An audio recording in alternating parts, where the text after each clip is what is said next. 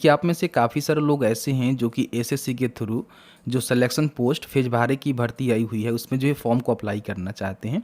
तो आप सभी जानते हैं कि अभी जो है इसका नया पोर्टल की शुरुआत किया गया है, जिसके माध्यम से पहला जो भर्ती है ना, ये फेज बारह का ही इस पोर्टल से किया जा रहा है। तो ऐसे में बताएंगे कि आपको जो है किस तरह से फॉर्म को भरना है, साथ ही साथ नए पोर्टल पे जो OTR है यानी कि वन टाइम जो रजिस्ट्रेशन है वो कैसे करना है। तो प्लीज़ वीडियो शुरू से अंत तक लेकर जरूर देखेंगे, और वीडियो थोड़ा सा भी अच्छा लगे तो प्लीज़ वीडियो को लाइक जरूर करेंगे। तो चलिए आज का वीडियो शुरू करते हैं। तो आप देखेंगे तो यहाँ पे फेज बारह के तहत जो भी भर्ती होने वाली है सिलेक्शन पोस्ट के लिए, तो उसका जो नोटिफिकेशन है यहाँ पे जारी कर दिया गया है। डाउनलोड करेंगे तो यहाँ पे देखेंगे 26/2 से जो है एप्लीकेशन फॉर्म शुरू किया गया है। 18 मार्च तक जो है फॉर्म को भर सकते हैं। 19 तक पेमेंट करेंगे और 22 से लेकर 24 के बीच में आप अपना कलेक्शन कर पाएंगे, और 6 से लेकर 8 मई के बीच में आपका जो है एग्जाम होने की संभावना है। ठीक है, तो इसमें जो है विभिन्न प्रकार के अलग अलग पोस्ट होती है, जैसे कि मान लीजिए आपने मैट्रिक पास किया हुआ है, इंटरमीडिएट पास किया हुआ है, स्नातक पास किया हुआ है, या फिर विभिन्न प्रकार के जो क्वालिफिकेशन धारण करने वाले उम्मीदवार होते हैं वो फॉर्म को अप्लाई कर सकते हैं। ठीक है, तो नोटिफिकेशन में आप देखेंगे तो बहुत सारे जो है चीज़ों को मेंशन किया गया है कि आपका जो है उम्र क्या होनी चाहिए।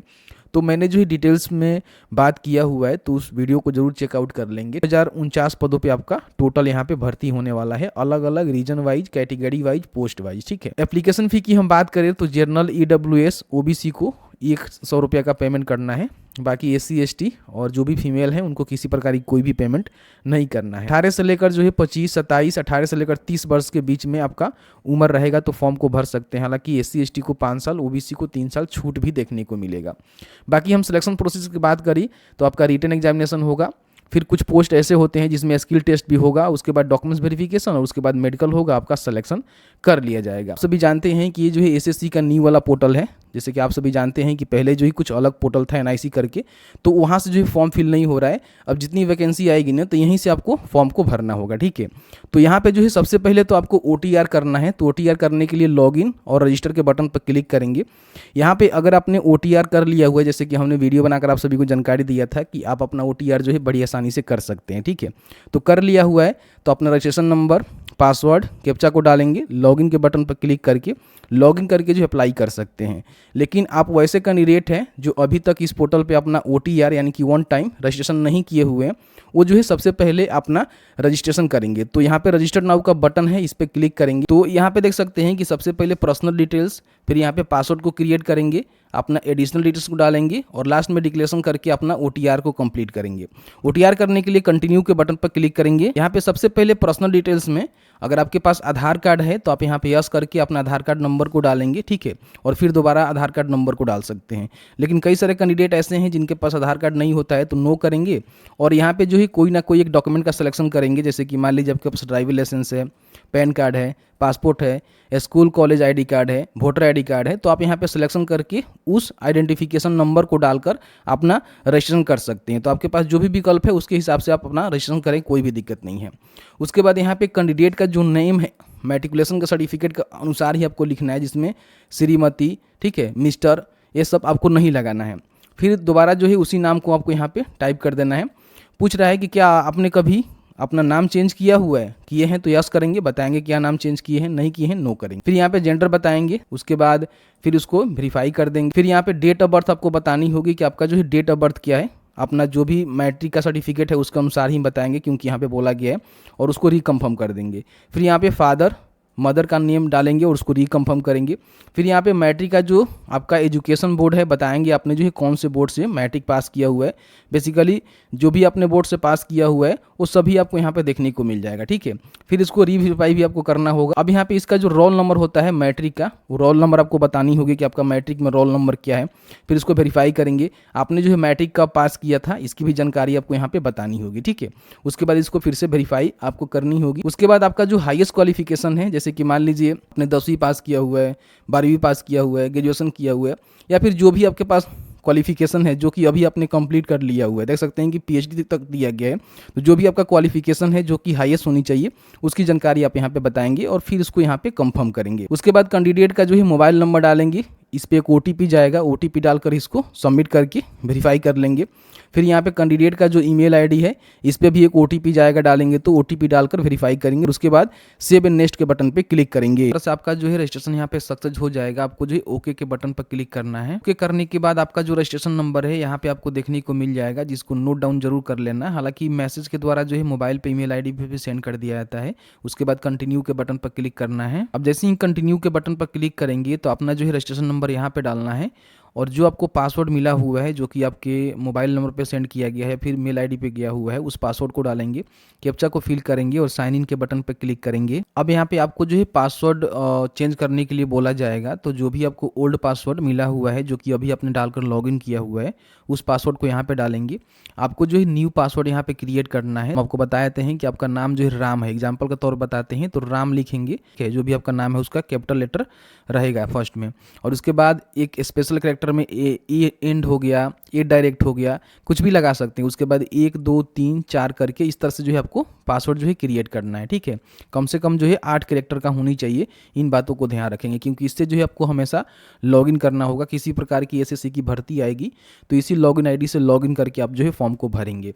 अपना जो वही पासवर्ड को कंफर्म करके आपको यहाँ पे डालना है। उसके बाद यहाँ पे देखेंगे तो आपसे जो है सिक्योरिटी क्वेश्चन पूछा जाता है। ठीक है, जैसे कि मान लीजिए 2 क्वेश्चन आपसे पूछे जाएंगे तो सबसे पहले आपको क्वेश्चन सेलेक्ट करना है और उसका आंसर यहाँ पे अपने आप से देना है। उसके बाद दूसरा भी क्वेश्चन आप सेलेक्ट कर लेंगे, उसका आंसर देंगे। एक्चुअली होगा क्या कि जब भी आप अपने पासवर्ड को फॉरगेट करते हैं तो उस समय इसका जो है आंसर देकर ही आपको फॉरगेट करना होगा। और फिर यहाँ पे सेव एंड नेक्स्ट के बटन पे क्लिक करना है। अब यहाँ पे आपका जो है पासवर्ड क्रिएट हो जाएगा, आपको ओके करना है। अब यहाँ पे आपको जो है रजिस्ट्रेशन नंबर, पासवर्ड जो आपने अभी क्रिएट किया हुआ है उसको डालकर और कैप्चा को फिल करके जो है लॉगिन के बटन पर क्लिक करना है। देखिए जैसे ही लॉगिन करेंगे तो अब यहाँ पे अपना जो एडिशनल डिटेल्स है वो आपको फिल करना होगा। सबसे पहले तो अपना कैटेगरी बताना है कि आप जो है किस कैटेगरी के अंतर्गत आते हैं, फिर उसको वेरीफाई कर दीजिएगा। उसके बाद नेशनलिटी आपको बताना है कि आप जो है किस प्रकार से नेशन से आते हैं, तो उसकी जानकारी बताएंगे। फिर यहाँ पे नीचे आएंगे तो आपके मान लीजिए पास कोई विजिबल आइडेंटिफिकेशन मार्क्स है, जैसे कि मान लीजिए कट का हो गया, तिल का निशान हो गया, उसकी जानकारी भरेंगे। अगर आप विकलांग है तो यहाँ पे यस करेंगे, बताएंगे किस प्रकार के विकलांग है। ठीक है, और उसका जो है सर्टिफिकेट नंबर भी आपको देना होगा। विकलांग नहीं है तो नो करेंगे। उसके बाद नीचे आएंगे तो यहाँ पे अपना जो परमानेंट एड्रेस होता है वो फिलअप करेंगे, जैसे कि विलेज हो गया, पोस्ट हो गया। ठीक है, उसके बाद यहाँ पे स्टेट बताएंगे कि आप जो है कौन से स्टेट के अंतर्गत आते हैं। फिर यहाँ पे डिस्ट्रिक्ट अपना सेलेक्ट करेंगे कि आप जो है कौन से डिस्ट्रिक्ट के अंतर्गत आते हैं। फिर यहाँ पे पिन कोड लिखेंगे। उसके बाद आपका प्रेजेंट और परमानेंट एड्रेस सेम है तो आप यहाँ पे यस कर सकते हैं। जो भी जानकारी आप यहाँ पे भरेंगे ऑटोमेटिकली फिल आउट हो जाएगा। अलग अलग है तो नो करके अपना जो है अलग अलग जानकारी को फिल आउट करेंगे। ठीक है, उसके बाद सेव एंड नेक्स्ट के बटन पर क्लिक करेंगे। आपका जो एडिशनल जानकारी है यहाँ पे सेव हो जाएगा। फिर यहाँ पे ओके करना है। अब यहाँ पे आपका जो वन टाइम रजिस्ट्रेशन है यहाँ पे उसका डिक्लेरेशन देना होगा, तो एग्री करेंगे। और एग्री करने के बाद सबसे पहले प्रीव्यू करके यहाँ पे जो भी अपने जानकारी को फिल आउट किया हुआ है उसको चेकआउट कर लेंगे। प्रीव्यू में अगर किसी प्रकार की कोई गलती है तो आप बैक जाकर सुधार करने की कोशिश करेंगे। गलती नहीं है तो डिक्लेयर यहाँ पे क्लिक करेंगे। तो इस तरह से अब आपका जो रजिस्ट्रेशन है यानी कि OTR है यहाँ पे कंप्लीट हो गया, यानी कि आपने जो है OTR इस पोर्टल पे कर लिया। अब इस OTR को जो है आप नोट डाउन करके रख लेंगे, जो भी आपको रजिस्ट्रेशन नंबर मिला हुआ है, जो आपने खुद पासवर्ड क्रिएट किया हुआ है, क्योंकि इसी OTR के माध्यम से यानी कि लॉगिन आईडी के माध्यम से एसएससी का कोई भी भर्ती आएगा ना तो उसका फॉर्म आप फिल आउट कर पाएंगे। ठीक है, बार बार आपको OTR करने की आवश्यकता नहीं होगी। यहाँ पे ओके करेंगे।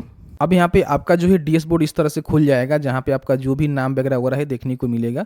साथ ही साथ यहाँ पे रजिस्ट्रेशन नंबर और बाकी जानकारी यहाँ पे देखने को मिलेगा। तो अभी आप देखेंगे जो लाइव एग्जामिनेशन है इसमें देखेंगे तो सिलेक्शन पोस्ट एग्जामिनेशन के लिए फॉर्म यहाँ पे फिलअप हो रहा है, जो कि 26 से लेकर 18 मार्च के बीच में फिल किए जाएंगे। बाकी यहाँ पे लास्ट डेट जो है पेमेंट का 19 रहेगा और 22 से लेकर 24 के बीच में अपना करेक्शन विंडो खुलेगा, जिसमें किसी प्रकार की आप गलती करते हैं तो करेक्शन कर सकते हैं। तो अब यहाँ पे हम बात कर लेते हैं कि फेज 12 2024 के लिए जो सिलेक्शन पोस्ट है उसके लिए आवेदन आप यहाँ से आप करेंगे।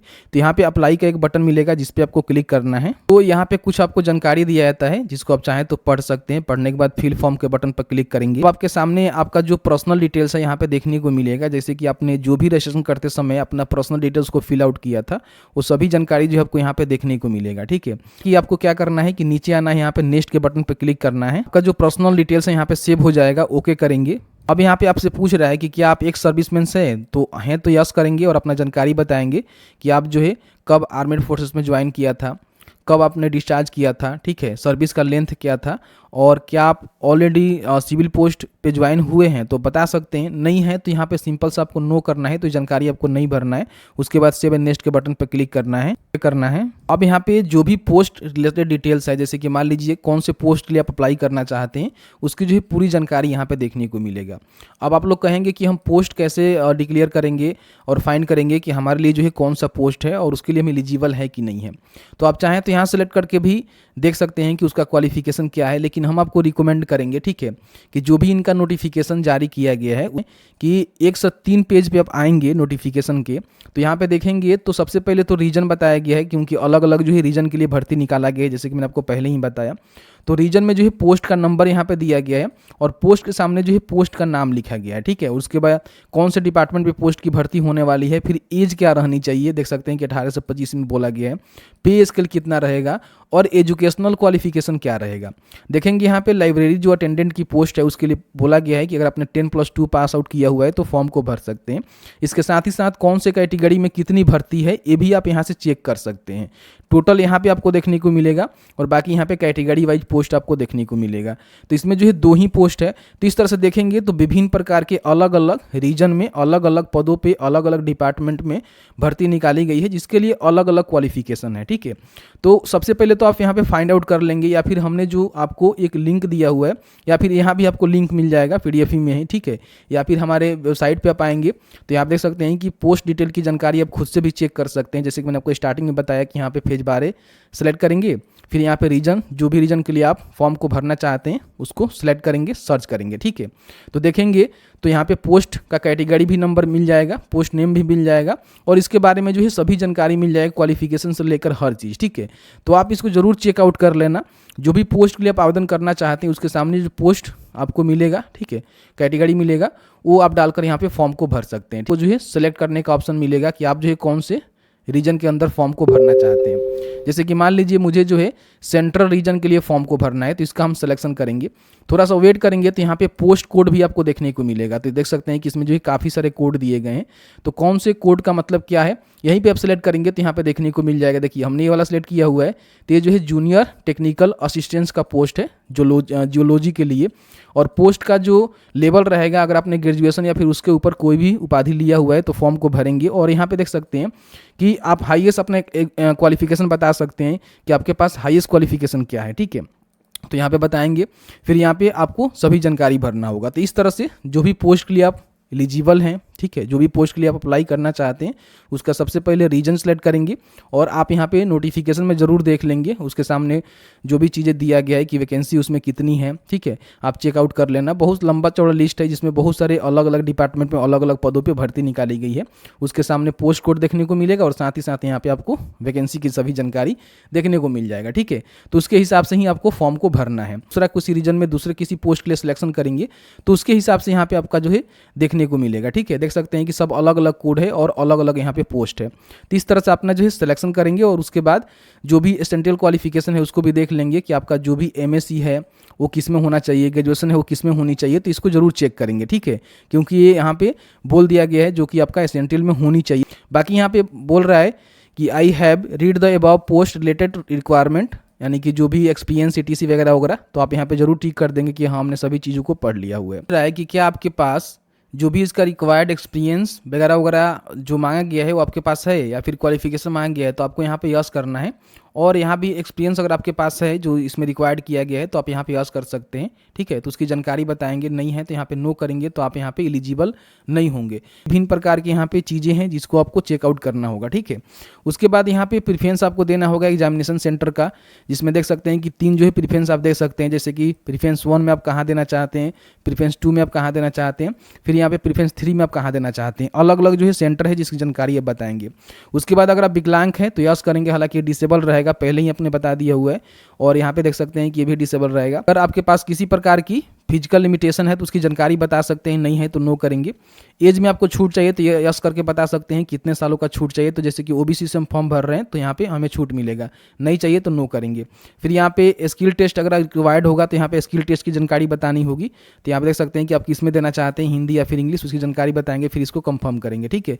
तो इस तरह से जो है आपको जानकारी को फिल आउट करना है। जो भी पोस्ट का सिलेक्शन करेंगे उसके हिसाब से आपका क्वालिफिकेशन और अनुभव मांगे है तो अनुभव की जानकारी स्किल टेस्ट है तो स्किल टेस्ट की जानकारी, सभी जानकारी को भर के आपको जो है सेव एंड नेक्स्ट के बटन पे क्लिक करना है। इस तरह से आपका जानकारी जो है सेव हो जाएगा। ओके करेंगे।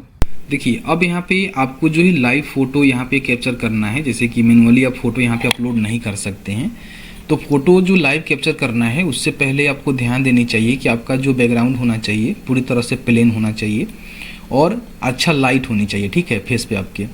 साथ ही साथ आपका जो कैमरा है, जब भी आप कैमरा से अपना फ़ोटो को कैप्चर करेंगे तो ध्यान रखेंगे कि आपका जो आई लेवल है ठीक कैमरा के सामने होनी चाहिए। साथ ही साथ यहाँ पे आपका जो वेब कैम होना चाहिए उसके सामने आपको सीधे बैठ के जो है फ़ोटो क्लिक करवाना है, जिस तरह से आप पासपोर्ट साइज फ़ोटो क्लिक करवाते हैं, ठीक है, ध्यान रखेंगे। बाकी यहाँ पे किसी प्रकार की कोई भी ग्लासेस, कैप या फिर मास्क या फिर चश्मा आपको लगाकर फ़ोटो क्लिक नहीं करना है। फ़ोटो क्लिक करने के लिए कैप्चर लाइव फ़ोटो के बटन पर क्लिक करेंगे तो इस तरह से आपको जो है फ़ोटो कैप्चर करना है। देख सकते हैं कि यहाँ पे पूरा जो है आपका जो आई है ना पूरी तरह से कैमरा के सामने होनी चाहिए। और पीछे आप देख सकते हैं कि अभी जो है मेरा पीछे बढ़िया बैकग्राउंड नहीं है, तो मैं डेमो के पर्पज़ से यहाँ पे इस्तेमाल कर रहा हूँ। ध्यान रखेंगे आप जब फ़ोटो क्लिक करेंगे तो पूरा जो है प्लेन बैकग्राउंड होनी चाहिए, आँख आपका एकदम कैमरा पे होनी चाहिए और सीधा आपको फ़ोटो क्लिक करना है, ठीक है। तो यहाँ पे कैप्चर के बटन पर क्लिक करेंगे तो इस तरह से आपका जो फ़ोटो है यहाँ पे कैप्चर हो जाएगा और लोडिंग होगा, ठीक है। थोड़ी देर में आप देखेंगे तो ये लोडिंग होकर यहाँ पे कैप्चर कर लिया जाएगा। तो यहाँ पे देखेंगे इस तरह से आपका जो फ़ोटो है ना यहाँ पे अप्रूव हो जाएगा। अब यहाँ पे आपको सेव के बटन पर क्लिक करना है। आपका फ़ोटो यहाँ पे अपलोड हो चुका है। यहाँ पे आपको फंक्शन दिया जाता है कि आप जो है मोबाइल से भी फ़ोटो कैप्चर कर सकते हैं, लेकिन ऐसा कुछ होता नहीं है। मैंने ट्राई किया तो अभी इसमें किसी प्रकार की कोई एरर आ रहा है, ठीक है। तो इससे आप नहीं कर सकते हैं। अगर फ्यूचर में होता है, जैसे कि मान लीजिए अगर आपके सिस्टम में कैमरा नहीं है तो मोबाइल से QR कोड को स्कैन करके एक इनका ऐप आता है जिसको डाउनलोड करके मोबाइल से भी फ़ोटो क्लिक कर सकते हैं, लेकिन अभी ये काम नहीं कर रहा है। मैंने खुद पर्सनली चेक किया। उसके बाद यहाँ पे आपको जो है सिग्नेचर अपलोड करना है। तो सिग्नेचर में ध्यान रखिएगा कि 10 से लेकर 20 KB के बीच में आपका सिग्नेचर होनी चाहिए। और ब्लर अगर आप सिग्नेचर अपलोड करेंगे तो रिजेक्ट कर दिया जाएगा, इन बातों को ध्यान रखेंगे। और आपका जो सिग्नेचर है ना हॉरिजॉन्टली होनी चाहिए। अपलोड पे क्लिक करके जहाँ करेंगे तो थोड़ा देर लोडिंग होगा। तो इस तरह से आपका फ़ोटो और सिग्नेचर यहाँ पे अपडेट हो जाएगा। अब यहाँ पे सेव एंड नेक्स्ट के बटन पे आपको क्लिक करना है। इस तरह से आपका फ़ोटो और सिग्नेचर यहाँ पे अपलोड हो जाएगा। ओके के बटन पर क्लिक करेंगे। अब यहाँ पे आपका फॉर्म का जो है पूरा यहाँ पे प्रीव्यू आपको देखने को मिलेगा, जिसको आप चेकआउट कर लेना, देख लेना किसी प्रकार की कोई गलती तो नहीं है, ठीक है।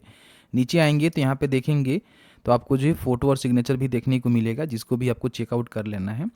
इसमें किसी प्रकार की कोई भी आपको गड़बड़ लग रहा है तो आप गो बैक पे जाकर इसको सुधार कर सकते हैं। सही है तो सेव एंड नेक्स्ट के बटन पे क्लिक करें। अब यहाँ पे आपके सामने जो है डिक्लेरेशन का यहाँ पे पेज आएगा, जहाँ पे आपको एग्री करना है कि हमने जो भी जानकारी दिया हुआ है जानकारी सही है। फिर यहाँ पे कैप्चा को फिल करेंगे, सेव एंड नेक्स्ट के बटन पे क्लिक करेंगे। इस तरह से आपका जो फॉर्म है ना यहाँ पे सबमिट हो जाएगा। यहाँ पे कंटेंट्स नोट वेरीफाइड लिख रहा है, इसका मतलब ये है कि आपका वेरिफिकेशन से कुछ मतलब नहीं है, क्योंकि आपने तो फॉर्म को भर दिया हुआ है। एसएससी के थ्रू इसको वेरीफाई किया जाता है, तो उनका काम होता है, आपको कुछ करना नहीं है। आप यहाँ पे डायरेक्टली जो है एप्लीकेशन का प्रिंट आउट ले सकते हैं। कई बार देखेंगे जो कैंडिडेट को पेमेंट का रिक्वायर्ड होगा तो यहाँ पे उनको जो है पेमेंट करने का जो है ऑप्शन मिलेगा, जिसके माध्यम से उनको 100 रुपये का, जैसे कि जनरल हो गए, OBC हो गए, EWS हो गए, उनको पेमेंट करना होगा। बाकी सभी का जो है फ़ी माफ़ है। तो इस तरह से आप प्रिंट आउट ले सकते हैं। आपका जो है प्रिंट के लिए रेडी हो जाएगा, जिसमें आपका QR कोड रहेगा, फ़ोटो रहेगा, सिग्नेचर रहेगा और बाकी सभी जानकारी आप यहाँ पे देख सकते हैं, आपको देखने को मिलेगा। नीचे आएंगे यहाँ पे प्रिंट का बटन मिलेगा, जिस पे आपको क्लिक करके एप्लीकेशन को प्रिंट कर लेना है। तो जैसे कि आपने देखा कि मैंने आपको क्लियर करके बता दिया कि नए पोर्टल पे OTR कैसे करना है और किस तरह से लॉगिन करके जो भी भर्ती आती है उसके लिए आप फॉर्म को अप्लाई करेंगे। हालांकि मैंने इसमें जो सिलेक्शन पोस्ट फेज 12 है उसके तहत फॉर्म भरने की जानकारी को दिया हुआ है। जो भी आपने OTR किया हुआ है उसका जो भी लॉगिन ID है उसको अपने पास संभाल कर रखेंगे, क्योंकि भविष्य में इसका काम लगने वाला है। तो बस आज की इस वीडियो में इतना ही। वीडियो थोड़ा सा अच्छा लगा है तो वीडियो को लाइक ज़रूर करें।